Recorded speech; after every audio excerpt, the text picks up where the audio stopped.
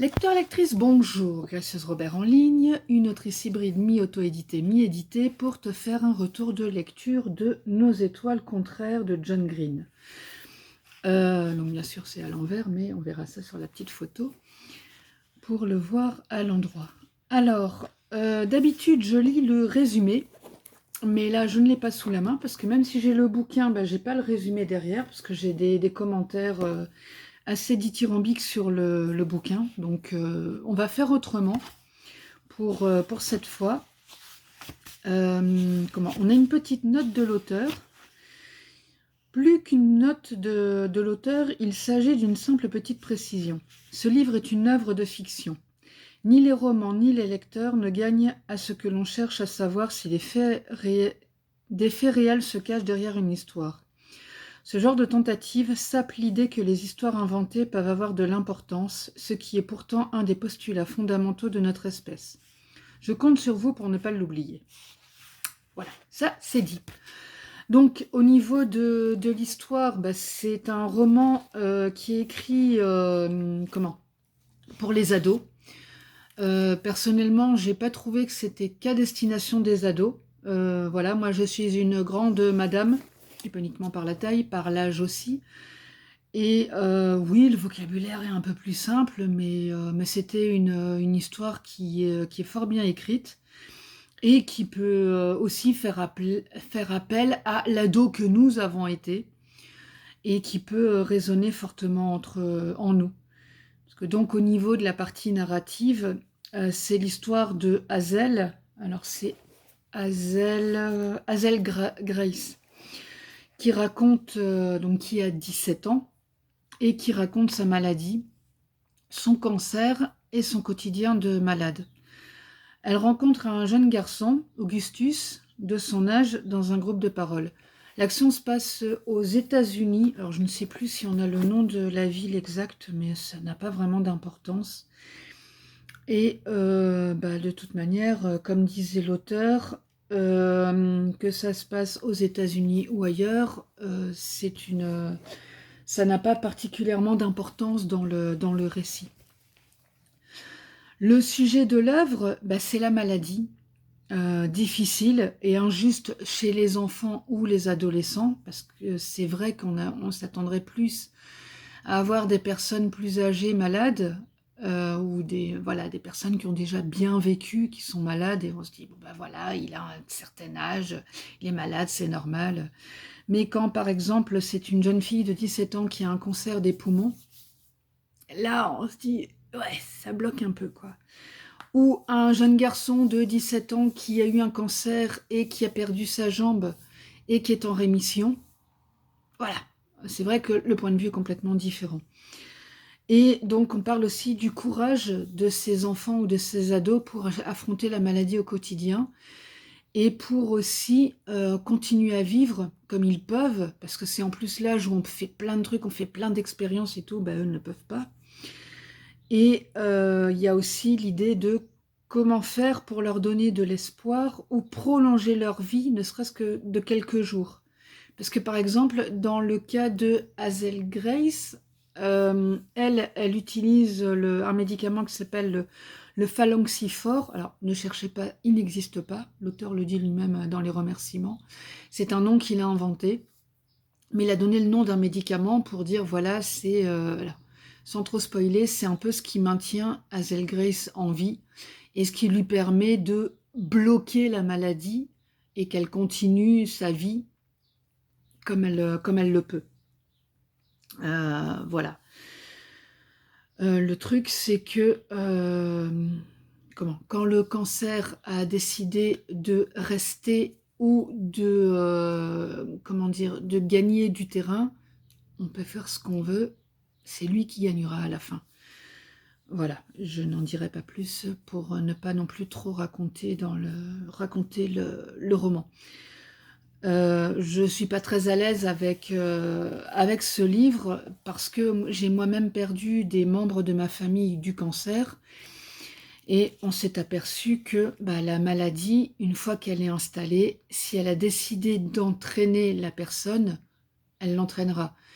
et les cellules infectées, à un moment, deviennent tellement nombreuses qu'il y a d'autres maladies qui se déclarent et que finalement, de toute manière, quoi qu'on fasse, la personne décède, quel que soit son âge. Et c'est ça aussi l'histoire enfin, l'histoire de ce roman, c'est que, bah, voilà, euh, que se passe-t-il quand on est malade et comment fait-on pour se battre? Avec quelles armes et comment peut-on se battre? Au niveau des éléments du récit, donc comme je disais, Hazel Grace nous raconte sa rencontre avec Augustus, un garçon qui l'a séduit assez rapidement, même si elle va avoir du mal à se lancer ne serait-ce que dans une amitié, parce que justement, voilà, cette gamine, elle est en sursis permanent. Donc du coup, pour elle, quoi qu'elle fasse, c'est toujours en suspens.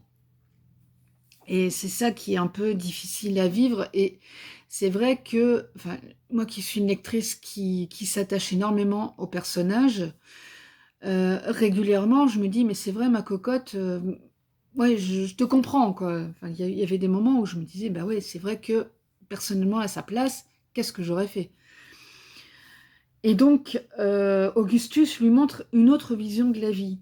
Par exemple, c'est vrai qu'il y a un moment qui est assez drôle où il met une cigarette à sa bouche, et alors en plus Hazel Grace qui est soignée pour un cancer des poumons, donc elle a la bonbonne, elle a la canule, elle a la totale, hein. Elle ne peut pas respirer sans aide. Sinon, bah, c'est chambre d'hôpital et c'est assistance respiratoire, etc. Donc voilà. Et donc, elle le voit se mettre la cigarette au bec et elle lui dit, mais ça va pas d'en faire ça devant moi. Il dit, non, mais justement, c'est pour montrer que j'ai le choix de ne pas fumer. Et donc, on va dire qu'il s'achète un paquet de cigarettes qui va durer 1 an, jusqu'à ce qu'il abîme la cigarette, parce qu'il la garde comme ça, mais c'est tout. Mais il ne fume pas, il ne l'allume jamais. Et il y a plein de choses comme ça où lui fait le choix de ne pas. Alors, il peut le faire, il a tout ce qu'il faut pour le faire, mais il décide que non, parce que voilà, ça ne l'intéresse pas ou autre. Et c'est comme ça plein de choses où il montre une réalité différente à Hazel Grace. Il parle aussi des cadeaux cancer. Alors, c'est ironique, c'est de l'humour noir, hein, on est d'accord. Mais par exemple, lui a eu son permis alors qu'il a donc il a une jambe, il a perdu une jambe, donc il a une jambe métallique. Et il a une manière de conduire particulière à cause de cette jambe. Et il a eu son permis, mais bah, il le dit lui-même, c'est le cadeau cancer de l'examinateur, parce que voilà, c'est un ado qui a eu un cancer, qui est en rémission, donc on va lui faire une petite fleur, quoi. Et on parle aussi beaucoup de la compassion des autres par rapport à ça. Bah, par exemple, Hazel Grace, quand on la voit avec ses canules dans le nez, avec ses tuyaux, avec sa bonbonne d'oxygène, on la regarde, ah, pauvre petite, comment elle fait pour être au quotidien et tout. Et elle veut juste qu'on la regarde comme une gonzesse normale et qu'on lui parle de choses de son âge, enfin d'une gamine de 17 ans. Donc, d'aller faire du shopping ou de choses qu'elle peut faire encore, mais voilà, et pas forcément de lui parler de sa maladie. Il parle aussi de la fondation donc, qui existe aux USA, c'est Make-A-Wish. Et, euh, et justement, voilà, il y a un moment, Augustus, il lui dit, mais t'as gâché ton vœu, quoi. Tu demandes à aller à Disney, ouais, d'accord, c'est mignon, mais t'aurais pu faire mieux. C'est aussi, alors j'en dis pas plus par rapport à ça, mais c'est aussi une grosse partie du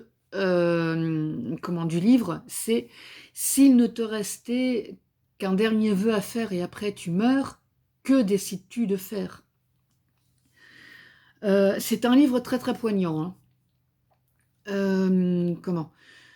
Moi, j'ai été très très touchée à plein de niveaux. Alors, quand il s'agit de définir mon personnage préféré, j'ai hésité beaucoup. Alors bien sûr, on a les deux protagonistes, on a Hazel Grace qui raconte l'histoire et on a Augustus, ce garçon qui lui fait voir la vie autrement.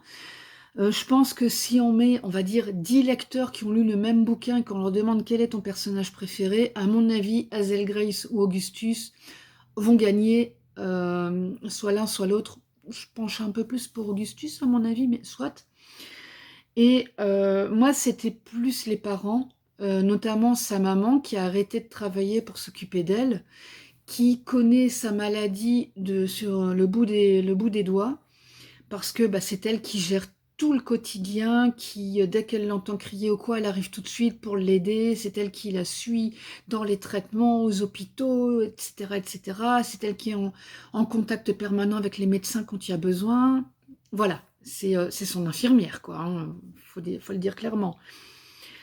Et Patrick, alors, Hazel l'appelle Patrick sans couilles, pas très sympa, mais c'est une ado en même temps.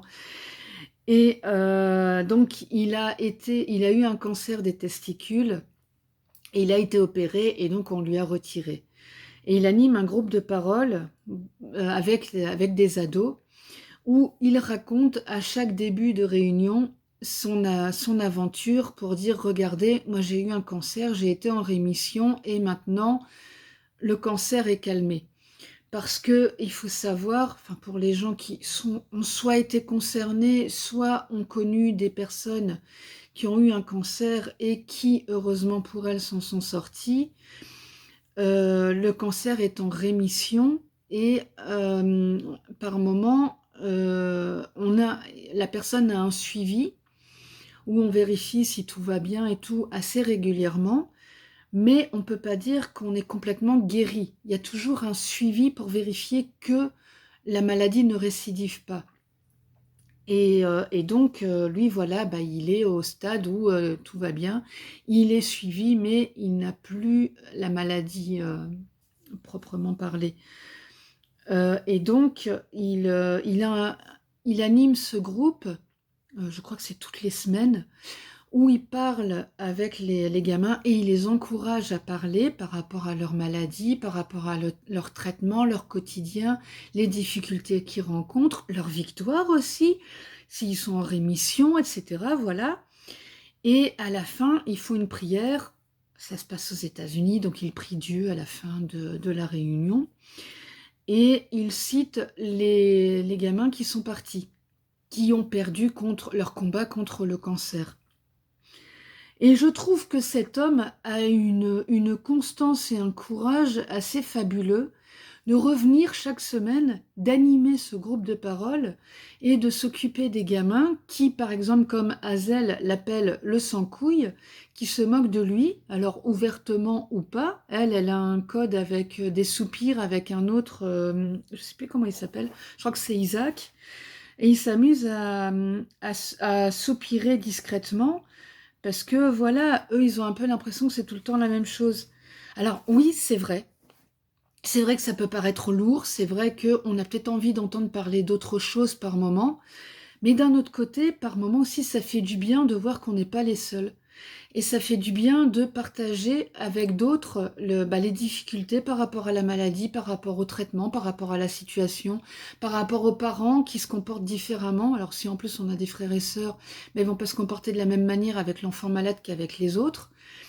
Et du coup, on sait qu'on a un traitement de faveur parce qu'on est malade et que peut-être la maladie va gagner encore du terrain et que du coup, les parents sont plus souples avec soi qu'avec les autres. Les autres peuvent être jaloux. Enfin, voilà, je cite plein de situations comme ça. Et ça fait du bien aussi à ces gosses de voir que ils sont pas tout seuls et que d'autres enfants comme eux ou d'autres ados partagent la même situation ou les mêmes difficultés. Et j'admire beaucoup ces personnes-là, parce que donc là on parle de Patrick, mais il y en a d'autres qui le font.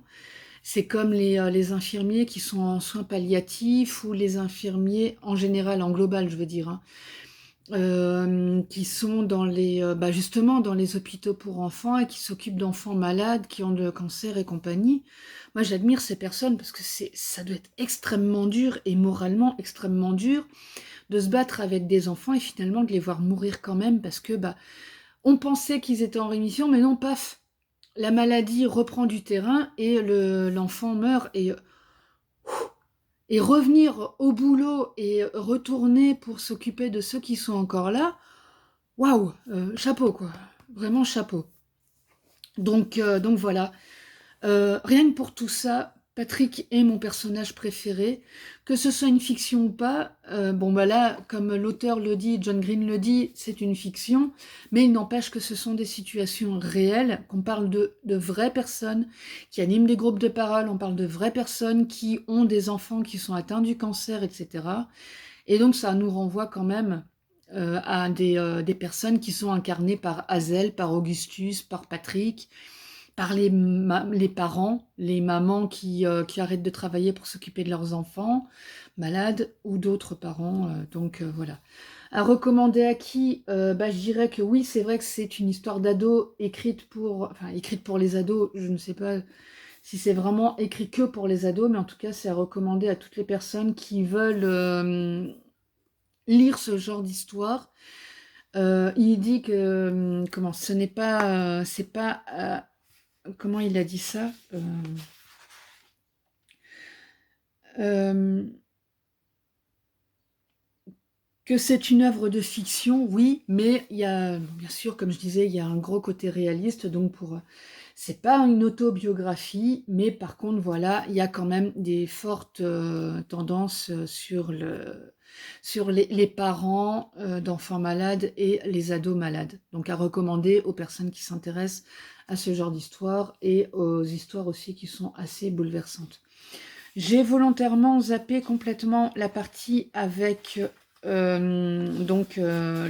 grande passion pour une impériale affliction pardon, de Peter Van Houten, parce que tout simplement, voilà, j'ai préféré me focaliser sur la partie enfant malade, etc. Mais Hazel nourrit une grande passion pour un livre qui s'appelle Une impériale affliction de Peter Van Houten, que Augustus lira lui-même, et donc ce sera l'occasion de le découvrir en lisant ce livre. Et moi je te dis à bientôt pour d'autres retours de lecture, et je te laisse découvrir ma présentation.